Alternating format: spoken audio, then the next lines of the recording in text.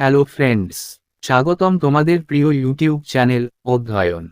শুরু করার আগে বইটি খুলে রাখুন আর আমার সাথে পড়তে থাকুন। আর একটি কথা, যদি ভিডিওটি দেখে তোমার উপকার হয়ে থাকে তাহলে সাবস্ক্রাইব ও লাইক করে দিও। চলো শুরু করি। Chapter 13, federal system. অধ্যায় 13, federal system. Political scientists have classified governments into unitary and federal on the basis of the nature of relations between the national government and the regional governments. By definition, a unitary government is one in which all the powers are vested in the national government and the regional governments, if at all exist, derive their authority from the national government. A federal government, on the other hand, is one in which powers are divided between the national government and the regional governments by the constitution itself and both operate in their respective jurisdictions independently. Britain, France, Japan, China, Italy, Belgium, Norway, Sweden, Spain and so on have the unitary model of government, while the US, Switzerland, Australia, Canada, Russia, Brazil, Argentina and so on have the federal model of government. In a federal model, the national government is known as the federal government or the central government or the union government, and the regional government is known as the state government or the provincial government. The specific features of the federal and unitary governments are mentioned below in a comparative manner. রাষ্ট্রবিজ্ঞানীরা জাতীয় সরকার এবং আঞ্চলিক সরকারগুলির মধ্যে সম্পর্কের প্রকৃতির ভিত্তিতে সরকারগুলিকে একক এবং যুক্তরাষ্ট্রীয় শ্রেণীতে শ্রেণীবদ্ধ করেছেন। সংজ্ঞা অনুসারে, একটি একক সরকার হল এমন একটি যেখানে সমস্ত ক্ষমতা জাতীয় সরকারের উপর ন্যস্ত করা হয় এবং আঞ্চলিক সরকারগুলি, যদি আদৌ বিদ্যমান থাকে, তবে জাতীয় সরকারের কাছ থেকে তাদের কর্তৃত্ব অর্জন করে। অন্যদিকে, একটি ফেডারেল সরকার হল এমন একটি যেখানে ক্ষমতাগুলি জাতীয় সরকার এবং আঞ্চলিক সরকারগুলির মধ্যে সংবিধান দ্বারা বিভক্ত এবং উভয়ই স্বাধীনভাবে তাদের নিজ নিজ এখতিয়ারে কাজ করে। ব্রিটেন, ফ্রান্স, জাপান, চীন, Italy, Belgium, Norway, Sweden, Spain প্রভৃতি সরকারের একক মডেল রয়েছে, যেখানে মার্কিন যুক্তরাষ্ট্র, Switzerland, Australia, Canada, Russia, Brazil, Argentina এবং আরও অনেক দেশে সরকারের ফেডারেল মডেল রয়েছে। একটি ফেডারেল মডেলে, জাতীয় সরকার ফেডারেল সরকার বা কেন্দ্রীয় সরকার বা কেন্দ্র সরকার এবং আঞ্চলিক সরকার রাজ্য সরকার বা প্রাদেশিক সরকার হিসাবে পরিচিত। ফেডারেল এবং একক সরকারের নির্দিষ্ট বৈশিষ্ট্যগুলি তুলনামূলকভাবে নিচে উল্লেখ করা হয়েছে। The term federation is derived from a Latin word foedus, which means treaty or agreement. Thus, a federation is a new state political system which is formed through a treaty or an agreement between the various units. The units of a federation are known by various names like states as in US or cantons as in Switzerland, or province as in Canada, or republics as in Russia. Federation শব্দটি একটি Latin শব্দ ফোডাস থেকে চালিত হয়েছে, যার অর্থ চুক্তি বা চুক্তি। সুতরাং, একটি ফেডারেশন একটি নতুন রাষ্ট্র, রাজনৈতিক ব্যবস্থা যা একটি চুক্তি বা বিভিন্ন ইউনিটের মধ্যে একটি চুক্তির মাধ্যমে গঠিত হয়। একটি ফেডারেশনের ইউনিটগুলি বিভিন্ন নামে পরিচিত হয়, যেমন রাজ্য মার্কিন হিসাবে, বা ক্যান্টন যেমন সুইজারল্যান্ডে, বা প্রদেশ কানাডায়, বা প্রজাতন্ত্র রাশিয়ার মতো। A federation can be formed in two ways, that is, by way of integration or by way of disintegration. In the first case, a number of militarily weak or economically backward states independent come together to form a big and a strong union, as for example, the US. In the second case, a big unitary state is converted into a federation by granting autonomy to the province to promote regional interest, for example, Canada. The US is the first and the oldest federation in the world. It was formed in 1787 following the American Revolution, 1775-83. It comprises 50 states, originally 13 states, and is taken as the model of federation. The Canadian Federation, comprising 10 provinces, originally 4 provinces, is also quite old, formed in 1867. একটি federation দুটি উপায়ে গঠিত হতে পারে, অর্থাৎ একীকরণের মাধ্যমে বা বিচ্ছিন্নতার উপায়ে। প্রথম ক্ষেত্রে, সামরিকভাবে দুর্বল বা অর্থনৈতিকভাবে পশ্চাৎপদ রাষ্ট্র, স্বাধীন, একত্রিত হয়ে একটি বড় এবং শক্তিশালী ইউনিয়ন গঠন করে, যেমন মার্কিন যুক্তরাষ্ট্র। দ্বিতীয় ক্ষেত্রে, আঞ্চলিক স্বার্থ, উদাহরণস্বরূপ কানাডা, প্রচারের জন্য প্রদেশগুলিকে স্বায়ত্তশাসন প্রদান করে একটি বড় একক রাষ্ট্রকে ফেডারেশনে রূপান্তরিত করা হয়। মার্কিন যুক্তরাষ্ট্র বিশ্বের প্রথম এবং প্রাচীনতম ফেডারেশন। এটি 1787 সালে আমেরিকান বিপ্লবের 1775-83 পরে গঠিত হয়েছিল। এটি 50টি রাজ্য, মূলত 13টি রাজ্য, নিয়ে গঠিত এবং ফেডারেশনের মডেল হিসাবে নেওয়া হয়। 10টি প্রদেশ, মূলত 4টি প্রদেশ, নিয়ে গঠিত কানাডিয়ান ফেডারেশনটিও 1867 সালে বেশ পুরনো গঠিত। The Constitution of India provides for a federal system of government in the country. The framers adopted the federal system due to two main reasons: the large size of the country and its socio-cultural diversity. They realized that the federal system not only ensures the efficient governance of the country but also reconciles national unity with regional autonomy. ভারতের সংবিধানে দেশে একটি যুক্তরাষ্ট্রীয় সরকার ব্যবস্থার বিধান রয়েছে। ফ্রেমার্স federal ব্যবস্থা গ্রহণ করেছিলেন দুটি প্রধান কারণে: দেশের বিশাল আকার এবং এর সামাজিক সাংস্কৃতিক বৈচিত্র্য। তারা বুঝতে পেরেছিল যে ফেডারেল ব্যবস্থা শুধুমাত্র দেশের দক্ষ শাসন নিশ্চিত করে না, বরং আঞ্চলিক স্বায়ত্তশাসনের সাথে জাতীয় ঐক্যের সমন্বয় সাধন করে।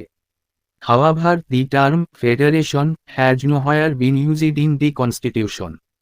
Instead, Article 1 of the Constitution describes India as a union of states. According to Dr. B.R. Ambedkar, the phrase union of states has been preferred to federation of states to indicate two things: I, the Indian Federation is not the result of an agreement among the states like the American Federation, and I, the states have no right to secede from the federation. The federation is union because it is indestructible. তবে federation শব্দটি সংবিধানে কোথাও ব্যবহার করা হয়নি। পরিবর্তে, সংবিধানের অনুচ্ছেদ 1 ভারতকে রাষ্ট্রের ইউনিয়ন হিসাবে বর্ণনা করে।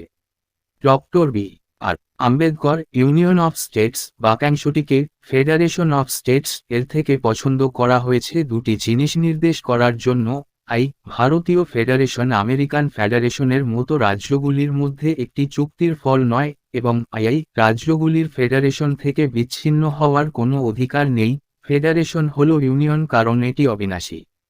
The Indian federal system is based on the Canadian model and not on the American model. The Canadian model differs fundamentally from the American model insofar as it establishes a very strong center. The Indian Federation resembles the Canadian Federation I in its formation i.e. by way of disintegration I in its reference to the term union. The Canadian Federation is also called a union, and III in its centralizing tendency i.e. vesting more powers in the center vis-a-vis the states. ভারতীয় federal ব্যবস্থা Canadian model এর উপর ভিত্তি করে, American model এর উপর নয়।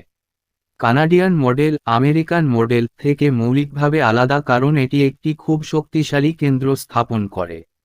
ভারতীয় ফেডারেশন তার গঠনে ক্যানাডিয়ান ফেডারেশন আই এর সাথে সাদৃশ্যপূর্ণ, অর্থাৎ বিচ্ছিন্নতার উপায়ে আই ইউনিয়ন। কানাডিয়ান ফেডারেশনকে ইউনিয়ন ও বলা হয়, এবং আইআইআই এর কেন্দ্রীভূত প্রবণতায়, অর্থাৎ রাজ্যগুলির তুলনায় কেন্দ্রে আরও ক্ষমতা ন্যস্ত করা। Federal features of the constitution. সংবিধানের ফেডারেল বৈশিষ্ট্য। The federal features of the constitution of India are explained below. ভারতের সংবিধানের ফেডারেল বৈশিষ্ট্যগুলি নিচে ব্যাখ্যা করা হয়েছে। 1. ডুয়াল পলিটি, দ্বৈত রাজনীতি। The constitution establishes a dual polity, consisting the union at the center and the states at the periphery. Each is endowed with sovereign powers to be exercised in the field assigned to them respectively by the Constitution. The union government deals with the matters of national importance like defense, foreign affairs, currency, communication and so on. The state governments, on the other hand, look after the matters of regional and local importance like public order, agriculture, health, local government and so on. সংবিধান কেন্দ্রে union এবং পরিধিতে রাজ্যগুলিকে নিয়ে একটি দ্বৈত রাজনীতি প্রতিষ্ঠা করে। প্রত্যেকেরই সংবিধান দ্বারা নির্ধারিত ক্ষেত্রে যথাক্রমে প্রয়োগ করার সার্বভৌম ক্ষমতা রয়েছে। কেন্দ্রীয় সরকার প্রতিরক্ষা, বৈদেশিক বিষয়, মুদ্রা, যোগাযোগ ইত্যাদি জাতীয় গুরুত্বপূর্ণ বিষয়গুলি নিয়ে কাজ করে। অন্যদিকে রাজ্য সরকারগুলি আঞ্চলিক এবং স্থানীয় গুরুত্বের বিষয়গুলি যেমন জনশৃঙ্খলা, কৃষি, স্বাস্থ্য, স্থানীয় সরকার ইত্যাদি দেখাশোনা করে। 2. রিটেন কনস্টিটিউশন, লিখিত সংবিধান। The Constitution is not only a written document but also the lengthiest constitution of the world. Originally, it contained a preamble, 395 articles divided into 22 parts and 8 schedules. At present, 2019, it consists of a preamble, about 470 articles divided into 25 parts and 12 schedules. It specifies the structure, organization, powers and functions of both the central and state governments and prescribes the limits within which they must operate. Thus, it avoids the misunderstandings and disagreements between the two. সংবিধান শুধু একটি লিখিত দলিলই নয়, বিশ্বের দীর্ঘতম সংবিধানও বটে। মূলত এটিতে একটি প্রস্তাবনা, 395টি প্রবন্ধ, 22টি অংশে বিভক্ত এবং 8টি তফসিল রয়েছে। বর্তমানে 2019 এটি একটি প্রস্তাবনা নিয়ে গঠিত, প্রায় 470টি প্রবন্ধ, 25টি অংশে বিভক্ত এবং 12টি তফসিল। এটি কেন্দ্রীয় এবং রাজ্য উভয় সরকারের কাঠামো, সংগঠন, ক্ষমতা এবং কার্যাবলী নির্দিষ্ট করে এবং তাদের কাজ করতে হবে এমন সীমা নির্ধারণ করে। এইভাবে এটি উভয়ের মধ্যে ভুল বোঝাবুঝি এবং মতবিরোধ এড়ায়। 3. ডিভিশন অফ পাওয়ার্স, ক্ষমতার বিভাগ। The Constitution divided the powers between the center and the states in terms of the Union list, state list and concurrent list in the 78th schedule. The Union list consists of 98 subjects, originally 97, the state list 59 subjects, originally 66 and the concurrent list 52 subjects, originally 47. Both the center and the states can make laws on the subjects of the concurrent list, but in case of a conflict, the central law prevails. The residuary subjects, which are not mentioned in any of the three lists, are given to the center. সংবিধান সপ্তম তফসিলে কেন্দ্রীয় তালিকা, রাজ্য তালিকা এবং সমবর্তী তালিকার পরিপ্রেক্ষিতে কেন্দ্র এবং রাজ্যগুলির মধ্যে ক্ষমতাগুলিকে ভাগ করেছে। ইউনিয়ন তালিকায় 98টি বিষয়, মূলত 97টি, রাজ্য তালিকা 59টি বিষয়, মূলত 66টি এবং সমবর্তী তালিকা 52টি বিষয়, মূলত 47টি নিয়ে গঠিত। কেন্দ্র এবং রাজ্য উভয়ই সমবর্তী তালিকার বিষয়গুলির উপর আইন প্রণয়ন করতে পারে, তবে বিরোধের ক্ষেত্রে কেন্দ্রীয় আইন প্রাধান্য পায়। অবশিষ্ট বিষয়গুলি অর্থাৎ 3টি তালিকার কোনোটিতে উল্লেখ করা হয়নি, কেন্দ্রকে দেওয়া হয়। 4. সুপ্রিমেসি অফ দি কনস্টিটিউশন, সংবিধানের আধিপত্য। The constitution is the supreme or the highest law of the land. The laws enacted by the center and the states must conform to its provisions. Otherwise, they can be declared invalid by the Supreme Court or the High Courts through their power of judicial review. Thus, the organs of the government, legislative, executive and judicial at both the levels must operate within the jurisdiction prescribed by the Constitution. সংবিধান হল দেশের সর্বোচ্চ বা সর্বোচ্চ আইন। কেন্দ্র এবং রাজ্যগুলির দ্বারা প্রণীত আইনগুলি অবশ্যই তার বিধানগুলির সাথে সঙ্গতিপূর্ণ হতে হবে। অন্যথায়, সুপ্রিম কোর্ট বা হাইকোর্ট তাদের বিচারক পর্যালোচনা ক্ষমতার মাধ্যমে তাদের অবৈধ ঘোষণা করতে পারে। সুতরাং, উভয় স্তরে সরকারের অঙ্গ প্রত্যঙ্গগুলি আইন প্রণয়ন, নির্বাহী ও বিচার বিভাগীয় অবশ্যই সংবিধান দ্বারা নির্ধারিত এখতিয়ারের মধ্যে কাজ করবে। 5. রিজিড কনস্টিটিউশন, অনমনীয় সংবিধান। The division of powers established by the Constitution as well as the supremacy of the Constitution can be maintained only if the method of its amendment is rigid.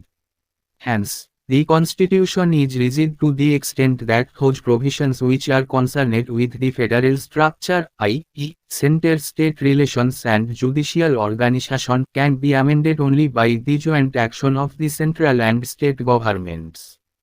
Such provisions require for their amendment a special majority of the parliament and also an approval of half of the state legislatures.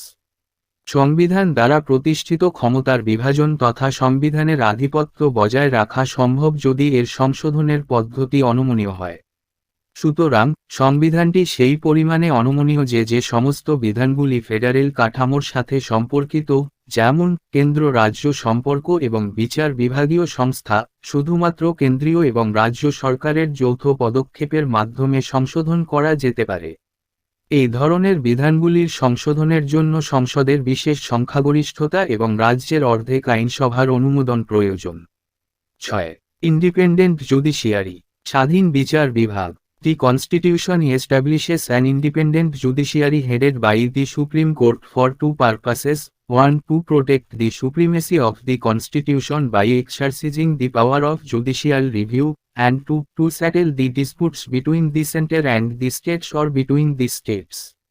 The Constitution contains various measures like security of tenure to judges, fixed service conditions and so on to make the judiciary independent of the government. সংবিধান দুটি উদ্দেশ্যের জন্য supreme কোর্টের নেতৃত্বে একটি স্বাধীন বিচার বিভাগ প্রতিষ্ঠা করে: 1. বিচারক পর্যালোচনা ক্ষমতা প্রয়োগ করে সংবিধানের আধিপত্য রক্ষা করা, এবং 2. কেন্দ্র এবং রাজ্যগুলির মধ্যে বা রাজ্যগুলির মধ্যে বিরোধ নিষ্পত্তি করা। সংবিধানে বিচার বিভাগকে সরকারের থেকে স্বাধীন করার জন্য বিচারকদের মেয়াদের নিরাপত্তা, নির্দিষ্ট চাকরির শর্ত ইত্যাদির মতো বিভিন্ন ব্যবস্থা রয়েছে। 7. বিক্যামেরালিজম, দ্বিকক্ষবাদ। The Constitution provides for a bicameral legislature consisting of an upper house, Rajya Sabha, and a lower house, Lok Sabha. The Rajya Sabha represents the states of Indian Federation, while the Lok Sabha represents the people of India as a whole. The Rajya Sabha, even though a less powerful chamber, is required to maintain the federal equilibrium by protecting the interests of the states against the undue interference of the center. সংবিধান একটি উচ্চকক্ষ রাজ্যসভা এবং একটি নিম্নকক্ষ লোকসভা নিয়ে গঠিত একটি দ্বিকক্ষ বিশিষ্ট আইনসভার ব্যবস্থা করে। রাজ্যসভা ভারতীয় ফেডারেশনের রাজ্যগুলির প্রতিনিধিত্ব করে, যখন লোকসভা সমগ্র ভারতের জনগণের প্রতিনিধিত্ব করে। কেন্দ্রের অযাচিত হস্তক্ষেপের বিরুদ্ধে রাজ্যের স্বার্থ রক্ষা করে ফেডারেল ভারসাম্য বজায় রাখার জন্য রাজ্যসভার একটি কম শক্তিশালী চেম্বার হলেও প্রয়োজন। Unitary features of the constitution, সংবিধানের একক বৈশিষ্ট্য। Besides the above federal features, the Indian Constitution also possesses the following unitary or non-federal features. উপরের ফেডারেল বৈশিষ্ট্যগুলি ছাড়াও ভারতীয় সংবিধানে নিম্নলিখিত একক বা অফেডারেল বৈশিষ্ট্যগুলিও রয়েছে। 1. স্ট্রং সেন্টার, শক্তিশালী কেন্দ্র। The division of powers is in favor of the center and highly inequitable from the federal angle. Firstly, the union list contains more subjects than the state list. Secondly, the more important subjects have been included in the union list. Thirdly, the center has varying authority over the concurrent list. Finally, the residuary powers have also been left with the center, while in the as they are vested in the states. Thus, the Constitution has made the center very strong. ক্ষমতার বিভাজন কেন্দ্রের পক্ষে এবং federal কোণ থেকে অত্যন্ত অসাম্য। প্রথমত, ইউনিয়ন তালিকায় রাজ্যের তালিকার চেয়ে বেশি বিষয় রয়েছে। দ্বিতীয়ত, আরও গুরুত্বপূর্ণ বিষয়গুলি ইউনিয়ন তালিকায় অন্তর্ভুক্ত করা হয়েছে। তৃতীয়ত, কেন্দ্রের সমসাময়িক তালিকার উপর ওভাররাইডিং কর্তৃত্ব রয়েছে। অবশেষে, অবশিষ্ট ক্ষমতাগুলিও কেন্দ্রের কাছে ছেড়ে দেওয়া হয়েছে, যখন মার্কিন যুক্তরাষ্ট্রে তারা রাজ্যগুলিতে ন্যস্ত। এইভাবে সংবিধান কেন্দ্রকে অত্যন্ত শক্তিশালী করেছে। 2. স্টেটস নট ইনডেস্ট্রাক্টিবল, রাষ্ট্র অবিনাশী নয়। Unlike in other federations, the states in India have no right to territorial integrity. The parliament can by unilateral action change the area, boundaries or name of any state. Moreover, it requires only a simple majority and not a special majority. Hence, the Indian Federation is an indestructible union of destructible states. The American Federation, on the other hand, is described as an indestructible union of indestructible states. অন্যান্য ফেডারেশনের মতো নয়, ভারতের রাজ্যগুলির আঞ্চলিক অখণ্ডতার অধিকার নেই। সংসদ একতরফা পদক্ষেপের মাধ্যমে যে কোনো রাজ্যের এলাকা, সীমানা বা নাম পরিবর্তন করতে পারে। তদুপরি এটির জন্য কেবল একটি সাধারণ সংখ্যাগরিষ্ঠতা প্রয়োজন, বিশেষ সংখ্যাগরিষ্ঠতা নয়। তাই ভারতীয় ফেডারেশন হল ধ্বংসাত্মক রাজ্যগুলির একটি অবিনশ্বর ইউনিয়ন। অন্যদিকে আমেরিকান ফেডারেশনকে অবিনাশী রাষ্ট্রের অবিনশ্বর ইউনিয়ন হিসাবে বর্ণনা করা হয়েছে। 3. সিঙ্গেল কনস্টিটিউশন, একক সংবিধান। Usually, in a federation, the states have the right to frame their own constitution separate from that of the center. In India, on the contrary, no such power is given to the states. The Constitution of India embodies not only the constitution of the center but also those of the states. Both the center and the states must operate within this single frame. The only exception in this regard was the case of Jammu and Kashmir, which had its own state constitution. সাধারণত একটি ফেডারেশনে রাজ্যগুলিকে কেন্দ্রের থেকে আলাদা তাদের নিজস্ব সংবিধান তৈরি করার অধিকার রয়েছে। ভারতের বিপরীতে রাজ্যগুলিকে এ জাতীয় কোনো ক্ষমতা দেওয়া হয় না। ভারতের সংবিধান শুধুমাত্র কেন্দ্রের সংবিধান নয়, রাজ্যগুলির সংবিধানকেও মূর্ত করে। কেন্দ্র এবং রাজ্য উভয়কেই এই একক ফ্রেমের মধ্যে কাজ করতে হবে। এক্ষেত্রে একমাত্র ব্যতিক্রম ছিল জম্মু ও কাশ্মীরের ক্ষেত্রে, যার নিজস্ব রাজ্য সংবিধান ছিল। 4. ফ্লেক্সিবিলিটি অফ দি কনস্টিটিউশন, সংবিধানের নমনীয়তা। The process of constitutional amendment is less rigid than what is found in other federations. The bulk of the constitution can be amended by the unilateral action of the parliament, either by simple majority or by special majority. Further, the power to initiate an amendment to the constitution lies only with the center. In us, the states can also propose an amendment to the constitution. সাংবিধানিক সংশোধনের প্রক্রিয়া অন্যান্য ফেডারেশনের তুলনায় কম কঠোর। সাধারণ সংখ্যাগরিষ্ঠ বা বিশেষ সংখ্যাগরিষ্ঠতার মাধ্যমে সংসদের একতরফা পদক্ষেপের মাধ্যমে সংবিধানের সিংহভাগ সংশোধন করা যেতে পারে। তদুপরি, সংবিধানের একটি সংশোধনী শুরু করার ক্ষমতা শুধুমাত্র কেন্দ্রের হাতে। মার্কিন যুক্তরাষ্ট্রে রাজ্যগুলিও সংবিধানে একটি সংশোধনী প্রস্তাব করতে পারে। 5. ইকুয়ালিটি অফ স্টেট রিপ্রেজেন্টেশন, রাষ্ট্রীয় প্রতিনিধিত্বের কোন সমতা নেই। The state shall given representation in the Rajya Sabha on the basis of population. Hence, the membership varies from Act to Act. In us, on the other hand, the principle of equality of representation of states in the upper house is fully recognized. Thus, the American Senate has 100 members, 2 from each state. This principle is regarded as a safeguard for smaller states. জনসংখ্যার ভিত্তিতে রাজ্যগুলিকে রাজ্যসভায় প্রতিনিধিত্ব দেওয়া হয়। সুতরাং সদস্য সংখ্যা 1 থেকে 31 পর্যন্ত পরিবর্তিত হয়। মার্কিন যুক্তরাষ্ট্রে অন্যদিকে উচ্চ কক্ষে রাজ্যগুলির প্রতিনিধিত্বের সমতার নীতি সম্পূর্ণরূপে স্বীকৃত। এইভাবে আমেরিকান সিনেটে 100 জন সদস্য রয়েছে, প্রতিটি রাজ্য থেকে 2 জন করে। এই নীতিটি ছোট রাজ্যগুলির জন্য একটি সুরক্ষা হিসাবে বিবেচিত হয়। 6. Emergency provisions, জরুরি বিধান। The Constitution stipulates 3 types of emergencies: national, state and financial. During an emergency, the central government becomes all-powerful and the states go into the total control of the center. It converts the federal structure into a unitary one without a formal amendment of the Constitution. This kind of transformation is not found in any other federation. সংবিধানে 3 ধরনের জরুরি অবস্থা নির্ধারণ করা হয়েছে: জাতীয়, রাষ্ট্রীয় ও আর্থিক। জরুরি অবস্থার সময় কেন্দ্রীয় সরকার সমস্ত শক্তিশালী হয়ে ওঠে এবং রাজ্যগুলি কেন্দ্রের সম্পূর্ণ নিয়ন্ত্রণে চলে যায়। এটি সংবিধানের আনুষ্ঠানিক সংশোধন ছাড়াই ফেডারেল কাঠামোকে একক কাঠামোতে রূপান্তরিত করে। এ ধরনের রূপান্তর অন্য কোনো ফেডারেশনে পাওয়া যায় না। 7. সিঙ্গেল সিটিজেনশিপ, একক নাগরিকত্ব। In spite of a dual polity, the Constitution of India, like that of Canada, adopted the system of single citizenship. There is only Indian citizenship and no separate state citizenship. All citizens, irrespective of the state in which they are born or reside, enjoy the same rights all over the country.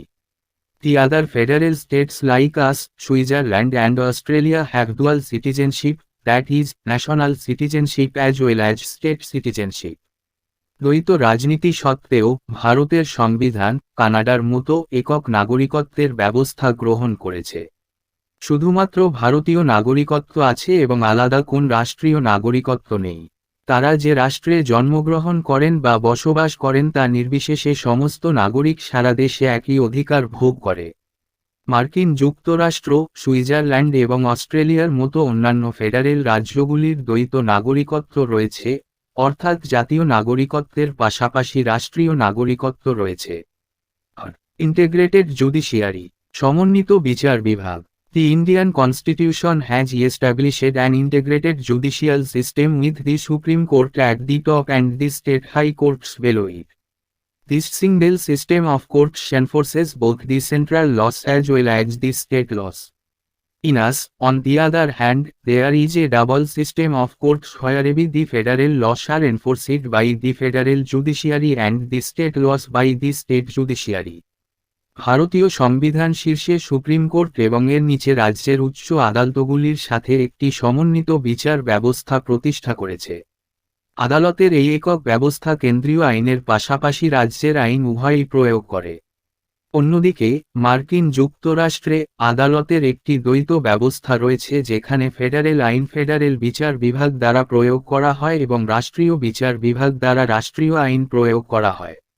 9. All India service, সর্বভারতীয় পরিষেবা। In us, the federal government and the state governments have their separate public service. In India also, the center and the states have their separate public service. But, in addition, there are all India service, IAS, IPS, and IFS which are common to both the center and the states. The members of this service are recruited and trained by the center which also possess ultimate control over them. Thus, this service violate the principle of federalism under the Constitution. মার্কিন যুক্তরাষ্ট্রে federal সরকার এবং রাজ্য সরকারগুলির তাদের আলাদা public service রয়েছে। ভারতেও কেন্দ্র এবং রাজ্যগুলির তাদের পৃথক জনসেবা রয়েছে। কিন্তু এছাড়াও সর্বভারতীয় পরিষেবা আইএএস, আইপিএস এবং আইএফএস রয়েছে যা কেন্দ্র এবং রাজ্য উভয়ের জন্যই সাধারণ। এই পরিষেবাগুলির সদস্যদের কেন্দ্র দ্বারা নিয়োগ এবং প্রশিক্ষণ দেওয়া হয় যা তাদের উপর চূড়ান্ত নিয়ন্ত্রণ রাখে। এইভাবে এই পরিষেবাগুলি সংবিধানের অধীনে ফেডারেলিজমের নীতি লঙ্ঘন করে। 10. Integrated audit machinery, integrated audit machinery. The Comptroller and Auditor General of India audits the accounts of not only the central government but also those of the states. But, his appointment and removal is done by the President without consulting the states. Hence, this office restricts the financial autonomy of the states. The American Comptroller General, on the contrary, has no role with respect to the accounts of the states. ভারতের নিয়ন্ত্রক ও নিরীক্ষক general শুধুমাত্র কেন্দ্রীয় সরকারেরই নয়, রাজ্যগুলিরও হিসাব নিরীক্ষা করেন। তবে তার নিয়োগ এবং অপসারণ রাষ্ট্রপতি রাজ্যগুলির সাথে পরামর্শ না করেই করেন। তাই এই অফিস রাজ্যগুলির আর্থিক স্বায়ত্তশাসনকে সীমাবদ্ধ করে। আমেরিকান কম্পট্রোলার জেনারেল, বিপরীতে, রাজ্যগুলির হিসাবের ক্ষেত্রে কোনো ভূমিকা নেই। 11. Parliament as authority over state list, রাজ্য তালিকার উপর সংসদের কর্তৃত্ব। Even in the limited sphere of authority allotted to them, the states do not have exclusive control. The Parliament is empowered to legislate on any subject of the state list if Rajya Sabha passes a resolution to that effect in the national interest. This means that the legislative competence of the Parliament can be extended without amending the Constitution. Notably, this can be done when there is no emergency of any kind. এমনকি তাদের জন্য বরাদ্দ করা কর্তৃত্বের সীমিত ক্ষেত্রেও রাজ্যগুলির একচেটিয়া নিয়ন্ত্রণ নেই। রাজ্যসভা যদি জাতীয় স্বার্থে সেই প্রভাবে একটি প্রস্তাব পাশ করে তবে সংসদ রাজ্য তালিকার যে কোনো বিষয়ে আইন প্রণয়নের ক্ষমতাপ্রাপ্ত। এর মানে হল সংবিধান সংশোধন না করে সংসদের আইন প্রণয়নের ক্ষমতা বাড়ানো যেতে পারে। উল্লেখযোগ্যভাবে এটি করা যেতে পারে যখন কোনো ধরনের জরুরি অবস্থা নেই। 12. অ্যাপয়েন্টমেন্ট অফ গভর্নর, গভর্নর নিয়োগ। The governor, who is the head of the state, is appointed by the president. He holds office during the pleasure of the president. He also acts as an agent of the center. Through him, the center exercises control over the states. The American Constitution, on the contrary, provided for an elected head in the states. In this respect, India adopted the Canadian system. Governor, যিনি রাষ্ট্রের প্রধান, রাষ্ট্রপতি কর্তৃক নিযুক্ত হন। রাষ্ট্রপতির সন্তুষ্টির সময় তিনি পদে অধিষ্ঠিত হন। তিনি কেন্দ্রের এজেন্ট হিসেবেও কাজ করেন। তার মাধ্যমে কেন্দ্র রাজ্যগুলির উপর নিয়ন্ত্রণ প্রয়োগ করে। আমেরিকান সংবিধান, বিপরীতে, রাজ্যগুলিতে একজন নির্বাচিত প্রধানের জন্য প্রদান করে। এক্ষেত্রে ভারত কানাডিয়ান ব্যবস্থা গ্রহণ করে। 13. ইন্টিগ্রেটেড ইলেকশন মেশিনারি, সমন্বিত নির্বাচনী যন্ত্রপাতি। The Election Commission conducts elections not only to the central legislature but also to the state legislatures. But, this body is constituted by the president and the states have no say in this matter. The position is same with regard to the removal of its members as well. On the other hand, US has separate machineries for the conduct of elections at the federal and state levels. নির্বাচন commission শুধু কেন্দ্রীয় বিধানসভা নয়, রাজ্য বিধানসভার জন্য নির্বাচন পরিচালনা করে। তবে, এই সংস্থাটি রাষ্ট্রপতি দ্বারা গঠিত এবং রাজ্যগুলির এই বিষয়ে কোনো বক্তব্য নেই। এর সদস্যদের অপসারণের ক্ষেত্রেও একই অবস্থান। অন্যদিকে, যুক্তরাষ্ট্রের ফেডারেল ও রাজ্য পর্যায়ে নির্বাচন পরিচালনার জন্য আলাদা যন্ত্রপাতি রয়েছে। 14. ভেটো ওভার স্টেট বিলস, রাজ্য বিলের উপর veto. The governor is empowered to reserve certain types of bills passed by the state legislature for the consideration of the president.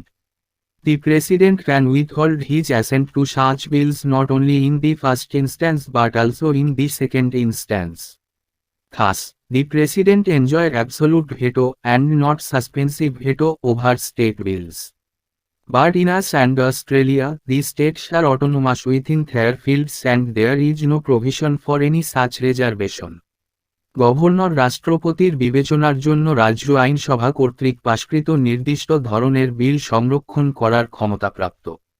রাষ্ট্রপতি শুধুমাত্র প্রথম দৃষ্টান্তে নয়, দ্বিতীয় দৃষ্টান্তেও এই জাতীয় বিলগুলিতে তার সম্মতি স্থগিত রাখতে পারেন। সুতরাং, রাষ্ট্রপতি রাষ্ট্রীয় বিলের উপর নিরঙ্কুশ ভেটো এবং সাসপেন্সিভ ভেটো নয় উপভোগ করেন। কিন্তু মার্কিন যুক্তরাষ্ট্র এবং অস্ট্রেলিয়ায়, রাজ্যগুলি তাদের ক্ষেত্রের মধ্যে স্বায়ত্তশাসিত এবং এই ধরনের কোনো সংরক্ষণের কোনো ব্যবস্থা নেই। Critical evaluation of the federal system, federal সিস্টেমের সমালোচনামূলক মূল্যায়ন। From the above, it is clear that the Constitution of India has deviated from the traditional federal systems like US, Switzerland and Australia and incorporated a large number of unitary or non-federal features, tilting the balance of power in favor of the center. This has prompted the constitutional experts to challenge the federal character of the Indian Constitution. Thus, Keshihar described the Constitution of India as quasi-federal. He remarked that Indian Union is a unitary state with subsidiary federal features rather than a federal state with subsidiary unitary features. উপরোক্ত থেকে এটা স্পষ্ট যে ভারতের সংবিধান মার্কিন যুক্তরাষ্ট্র, Switzerland এবং অস্ট্রেলিয়ার মতো প্রথাগত ফেডারেল ব্যবস্থা থেকে বিচ্যুত হয়েছে এবং কেন্দ্রের পক্ষে ক্ষমতার ভারসাম্যকে কাট করে বিপুল সংখ্যক একক বা ফেডারেল বৈশিষ্ট্য অন্তর্ভুক্ত করেছে। এটি সংবিধান বিশেষজ্ঞদের ভারতীয় সংবিধানের ফেডারেল চরিত্রকে চ্যালেঞ্জ করতে প্ররোচিত করেছে। এইভাবে কেশিহিয়ার ভারতের সংবিধানকে আধা ফেডারেল হিসাবে বর্ণনা করেছেন। তিনি মন্তব্য করেছিলেন যে ভারতীয় ইউনিয়ন হল একটি একক রাষ্ট্র যার সাবসিডিয়ারি ফেডারেল বৈশিষ্ট্য সহ একটি ফেডারেল রাষ্ট্রের পরিবর্তে সাবসিডিয়ারি একক বৈশিষ্ট্য রয়েছে। According to Keshanthanam, the two factors have been responsible for increasing the unitary bias tendency of centralization of the Constitution. These are I. The dominance of the center in the financial sphere and the dependence of the states upon the central grants, and I. The emergence of a powerful erstwhile planning commission which controlled the developmental process in the states. He observed India has practically functioned as a unitary state for the Union and the states have tried to function formally and legally as a federation. কে সানোথানামের মতে দুটি কারণ সংবিধানের একক পক্ষপাত কেন্দ্রীকরণের প্রবণতা বৃদ্ধির জন্য দায়ী। এগুলি হল আর্থিক ক্ষেত্রে কেন্দ্রের আধিপত্য এবং কেন্দ্রীয় অনুদানের উপর রাজ্যগুলির নির্ভরতা এবং একটি শক্তিশালী পূর্ববর্তী পরিকল্পনা কমিশনের আবির্ভাব যা রাজ্যগুলির উন্নয়ন প্রক্রিয়া নিয়ন্ত্রণ করে। তিনি পর্যবেক্ষণ করেছিলেন ভারত কার্যত একটি একক রাষ্ট্র হিসাবে কাজ করেছে যদিও ইউনিয়ন এবং রাজ্যগুলি একটি ফেডারেশন হিসাবে আনুষ্ঠানিকভাবে এবং আইনগতভাবে কাজ করার চেষ্টা করেছে। However, there are other political scientists who do not agree with the above descriptions. Thus, Paul Appleby characterizes the Indian system as extremely federal. Maurice Jones termed it as a bargaining federalism. Ivor Jennings has described it as a federation with a strong centralizing tendency. He observed that the Indian constitution is mainly federal with unique safeguards for enforcing national unity and growth. Alexandrovich stated that India is a case sui generis, i.e., unique in character. Granville Austin called the Indian federalism as a cooperative federalism. He said that though the Constitution of India has created a strong central government, it has not made the state governments weak and has not reduced them to the level of administrative agencies for the execution of policies of the central government. He described the Indian Federation as a new kind of federation to meet India's peculiar needs. যাই হোক, অন্যান্য রাষ্ট্রবিজ্ঞানী আছেন যারা উপরের বর্ণনার সাথে একমত নন। সুতরাং পল অ্যাপলবি ভারতীয় ব্যবস্থাকে অত্যন্ত ফেডারেল হিসাবে চিহ্নিত করেছেন। মরিস জোনস একে দর কোষাকষি ফেডারেলিজম বলে অভিহিত করেছেন। আইভর জেনিংস একে একটি শক্তিশালী কেন্দ্রীকরণ প্রবণতা সহ ফেডারেশন হিসাবে বর্ণনা করেছেন। তিনি পর্যবেক্ষণ করেছিলেন যে ভারতীয় সংবিধান প্রধানত ফেডারেল যা জাতীয় ঐক্য এবং বৃদ্ধির জন্য অনন্য সুরক্ষা ব্যবস্থা সহ। আলেকজান্দ্রোভিচ বলেছিলেন যে ভারত একটি কেস সুই জেনারিস অর্থাৎ চরিত্রে অনন্য। গ্রানভিল অস্টিন ভারতীয় ফেডারেলিজমকে সমবায় ফেডারেলিজম বলে অভিহিত করেছেন। তিনি বলেছিলেন যে যদিও ভারতের সংবিধান একটি শক্তিশালী কেন্দ্রীয় সরকার তৈরি করেছে, এটি করেনি রাজ্য সরকারগুলি দুর্বল এবং কেন্দ্রীয় সরকারের নীতি বাস্তবায়নের জন্য তাদের প্রশাসনিক সংস্থার স্তরে নামিয়ে দেয়নি। তিনি ভারতীয় ফেডারেশনকে ভারতের বিশেষ চাহিদা মেটাতে একটি নতুন ধরনের ফেডারেশন হিসাবে বর্ণনা করেছেন। On the nature of Indian constitution, doctor B.R.. Ambedkar made the following observation in the Constituent Assembly. The Constitution is a federal constitution in as much as it establishes a dual polity. The Union is not a legal of states united in a loose relationship, nor are the states the agencies of the Union, deriving powers from it. Both the Union and the states are created by the Constitution, both derive their respective authority from the Constitution. ভারতীয় সংবিধানের প্রকৃতি নিয়ে ড.বি.আর. গণপরিষদে আম্বেদকর নিম্নলিখিত পর্যবেক্ষণ করেছিলেন, সংবিধানটি একটি federal সংবিধান যতটা এটি একটি দ্বৈত রাজনীতি প্রতিষ্ঠা করে। ইউনিয়ন রাজ্যগুলির একটি লীগ নয়, একটি শিথিল সম্পর্কের মধ্যে একত্রিত এবং রাজ্যগুলিও সংস্থাগুলির সংস্থা নয়। ইউনিয়ন এটি থেকে ক্ষমতা প্রাপ্ত। ইউনিয়ন এবং রাজ্য উভয়ই সংবিধান দ্বারা সৃষ্ট, উভয়ই সংবিধান থেকে তাদের নিজ নিজ কর্তৃত্ব লাভ করে। He further observed, yet the Constitution avoids the tight mold of federalism and cloud be both unitary as well as federal according to the requirements of time and circumstances. While replying to the criticism of over-centralization in the Constitution, he stated, a serious complaint is made on the ground that there is too much centralization and the states have been reduced to municipalities.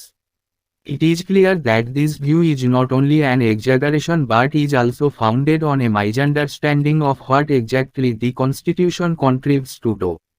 As to the relations between the center and the states, it is necessary to bear in mind the fundamental principle on which it rests. The basic principle of federalism is that the legislative and executive authority is partitioned between the center and the states not by any law to be made by the center but by the constitution itself. This is what the constitution does. The states shall in no way dependent upon the center for their legislative or executive authority. The states and the center are co-equal in this matter. It is difficult to see how such a constitution can be called centralism. It is, therefore, wrong to say that the states have been placed under the center. The center cannot by its own will alter the boundary of this partition. Nor can the judiciary. তিনি আরও পর্যবেক্ষণ করেছেন, তবুও সংবিধান ফেডারেলিজমের আটসাট ছাঁচকে এড়িয়ে যায় এবং সময় ও পরিস্থিতির প্রয়োজন অনুসারে একক এবং ফেডারেল উভয়ই হতে পারে। সংবিধানে অতিকেন্দ্রীকরণের সমালোচনার জবাব দেওয়ার সময় তিনি বলেছিলেন, একটি গুরুতর অভিযোগ করা হয়েছে যে এখানে খুব বেশি কেন্দ্রীকরণ রয়েছে এবং রাজ্যগুলিকে পৌরসভায় সংকুচিত করা হয়েছে। এটা স্পষ্ট যে এই দৃষ্টিভঙ্গি শুধুমাত্র একটি নয়। অতিরঞ্জন কিন্তু সংবিধান ঠিক কী করতে পারে তার একটি ভুল বোঝাবুঝির উপর প্রতিষ্ঠিত। কেন্দ্র এবং রাজ্যগুলির মধ্যে সম্পর্কের ক্ষেত্রে এটি যে মৌলিক নীতির উপর নির্ভর করে তা মনে রাখা প্রয়োজন। ফেডারেলিজমের মূল নীতি হল আইন প্রণয়ন ও কার্যনির্বাহী কর্তৃত্ব কেন্দ্র এবং রাজ্যগুলির মধ্যে বিভক্ত করা হয় কেন্দ্র কর্তৃক প্রণীত কোনো আইন দ্বারা নয় বরং সংবিধান দ্বারাই। সংবিধান এটাই করে। রাজ্যগুলি কোনোভাবেই তাদের আইন প্রণয়নের জন্য কেন্দ্রের উপর নির্ভরশীল নয়। কার্যনির্বাহী কর্তৃত্ব, রাজ্য এবং কেন্দ্র এই বিষয়ে সমতুল্য। এই জাতীয় সংবিধানকে কিভাবে কেন্দ্রীকরণ বলা যায় তা দেখা কঠিন। তাই রাজ্যগুলিকে কেন্দ্রের অধীনে রাখা হয়েছে বলা ভুল। কেন্দ্র নিজের ইচ্ছায় এই বিভাজনের সীমানা পরিবর্তন করতে পারে না। বিচার বিভাগও পারবে না। In Bommai case 1994, the Supreme Court laid down that the Constitution is federal and characterized federalism as its basic feature. It observed the fact that under the scheme of our Constitution, greater power is conferred upon the center. Vis-a-vis the states does not mean that the states are mere appendages of the center. The states have an independent constitutional existence. They are not satellites or agents of the center. Within the sphere allotted to them, the states are supreme. The fact that during emergency and in certain other eventualities their powers are overridden or invaded by the center is not destructive of the essential federal feature of the Constitution. They are exceptions and the exceptions are not a rule. Let it be said that the federalism in the Indian Constitution is not a matter of administrative convenience, but one of principle, the outcome of our own process and a recognition of the ground realities. In fact, the federalism in India represents a compromise between the following two conflicting considerations. বোমাই মামলায় 1994 supreme court নির্ধারণ করেছে যে সংবিধান federal এবং এর মৌলিক বৈশিষ্ট্য হিসাবে ফেডারেলিজমের বৈশিষ্ট্যযুক্ত। এটি পর্যবেক্ষণ করেছে আমাদের সংবিধানের প্রকল্পের অধীনে রাজ্যগুলির তুলনায় কেন্দ্রকে বৃহত্তর ক্ষমতা প্রদানের অর্থ এই নয় যে রাজ্যগুলি কেবল কেন্দ্রের অনুষঙ্গ। রাজ্যগুলির একটি স্বাধীন সাংবিধানিক অস্তিত্ব রয়েছে। তারা কেন্দ্রের স্যাটেলাইট বা এজেন্ট নয়। তাদের বরাদ্দকৃত গোলকের মধ্যে রাজ্যগুলি সর্বোচ্চ। জরুরি অবস্থার সময় এবং অন্যান্য কিছু পরিস্থিতিতে তাদের ক্ষমতা কেন্দ্রের দ্বারা বাতিল করা বা আক্রমণ করাটা রাজ্যের অপরিহার্য ফেডারেল বৈশিষ্ট্যের ধ্বংসাত্মক নয়। সংবিধান, এগুলি ব্যতিক্রম এবং ব্যতিক্রমগুলি কোনো নিয়ম নয়।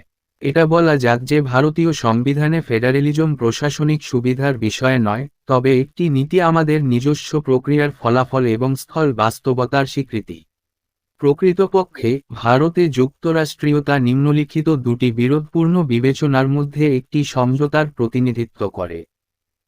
Normal division of powers under which states enjoy autonomy within their own spheres, and need for national integrity and a strong union government and exceptional circumstances. ক্ষমতার স্বাভাবিক বিভাজন যার অধীনে রাষ্ট্রগুলি তাদের নিজস্ব ক্ষেত্রের মধ্যে স্বায়ত্তশাসন ভোগ করে এবং জাতীয় অখণ্ডতা এবং ব্যতিক্রমী পরিস্থিতিতে একটি শক্তিশালী কেন্দ্রীয় সরকারের প্রয়োজন। The following trends in the working of Indian political system reflects its federal spirit. ভারতীয় রাজনৈতিক ব্যবস্থার কাজের ক্ষেত্রে নিম্নলিখিত প্রবণতাগুলি এর ফেডারেল চেতনাকে প্রতিফলিত করে। Territorial disputes between states, for example, between Maharashtra and Karnataka over Belgaum. Disputes between states over sharing of river water, for example, between Karnataka and Tamil Nadu over Kaveri water. The emergence of regional parties and their coming to power in states like Andhra Pradesh, Tamil Nadu, etc. The creation of new states to fulfill the regional aspirations, for example, Mizoram or Jharkhand. The demand of the states for more financial grants from the center to meet their developmental needs. The assertion of autonomy by the states and their resistance to the interference from the center. Supreme Court, a imposition of several procedural limitations on the use of Article 356, Precedent, as rule in the states by the center. রাজ্যগুলির মধ্যে আঞ্চলিক বিরোধ, উদাহরণস্বরূপ, বেলগাম নিয়ে মহারাষ্ট্র এবং কর্ণাটকের মধ্যে।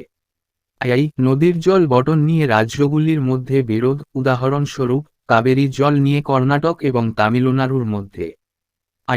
আঞ্চলিক দলগুলির উত্থান এবং অন্ধ্রপ্রদেশ, তামিলনাড়ু ইত্যাদি রাজ্যে তাদের ক্ষমতায় আসা। আঞ্চলিক আকাঙ্ক্ষা পূরণের জন্য নতুন রাজ্যের সৃষ্টি, উদাহরণস্বরূপ, মিজোরাম বা ঝাড়খণ্ড। রাজ্যগুলির উন্নয়নমূলক চাহিদা মেটাতে কেন্দ্র থেকে আরও আর্থিক অনুদানের দাবি। রাজ্যগুলির দ্বারা স্বায়ত্তশাসনের দাবি এবং কেন্দ্রের হস্তক্ষেপের বিরুদ্ধে তাদের প্রতিরোধ। কেন্দ্র কর্তৃক 356 ধারা, রাজ্যগুলিতে রাষ্ট্রপতির শাসন ব্যবহারের উপর সুপ্রিম কোর্টের বেশ কয়েকটি পদ্ধতিগত সীমাবদ্ধতা আরোপ করা। এখানেই এই চ্যাপ্টারটি শেষ করলাম। পরবর্তী ভিডিওতে আমরা পরের চ্যাপ্টার পড়ব।